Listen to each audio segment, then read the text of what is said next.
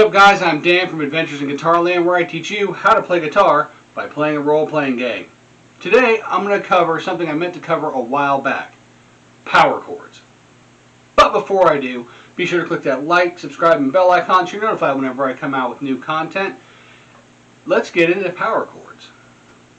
So a while back, if you remember, we were learning bar chords, and that was basically like your F, your major bar chord starting on the 6th string, or your major and minor starting on the 5th string. That would be a minor one.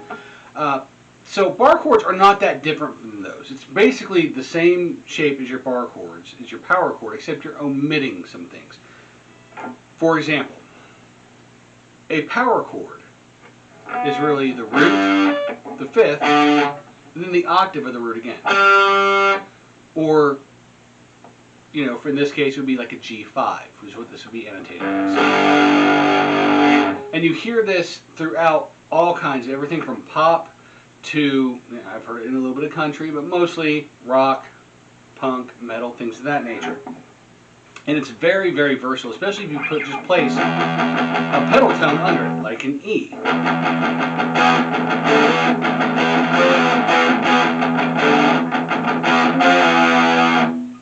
Now, if you notice what I did there, I started playing just the root and the 5th.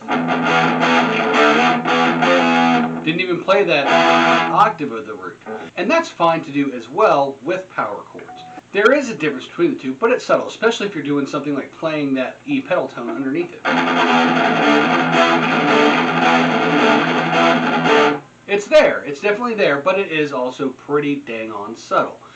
So you kind of use it as you will, and you'll see bands that will go back and forth between using both.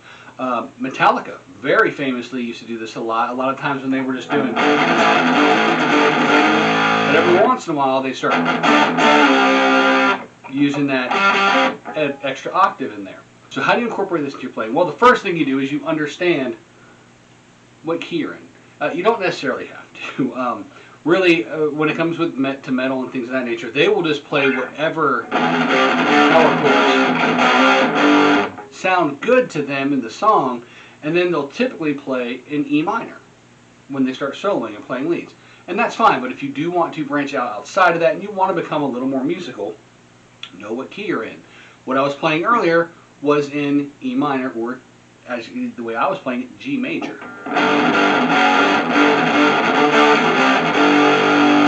So if you're looking at it and you want to incorporate this into an actual key, the notes that I was playing in G, you have to know the notes that are on the scale. So you have G, A, B, C, D, E, F sharp, G. Is that F sharp? And now, E minor is the relative minor for G major, so it also just has a sharp second, or that sharp F. And that scale in G, I just played it up starting on C instead. And that was the only difference. So instead of playing, I played. So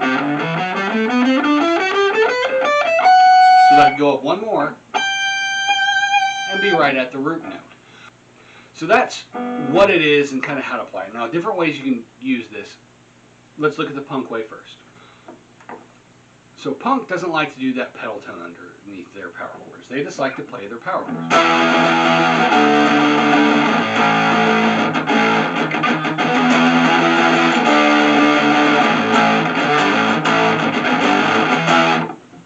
So that's one way to incorporate it into your playing. Another way to incorporate it is, like I said, with the metal, is you're adding that pedal tone underneath.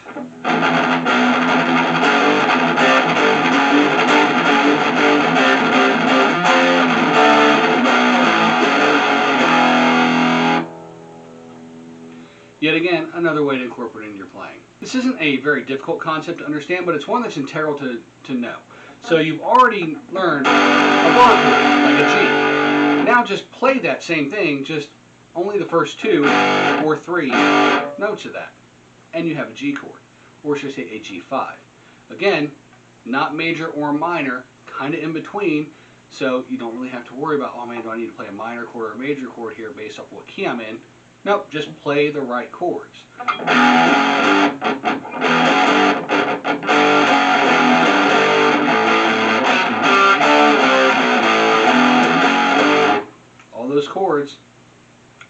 play in G major or E minor.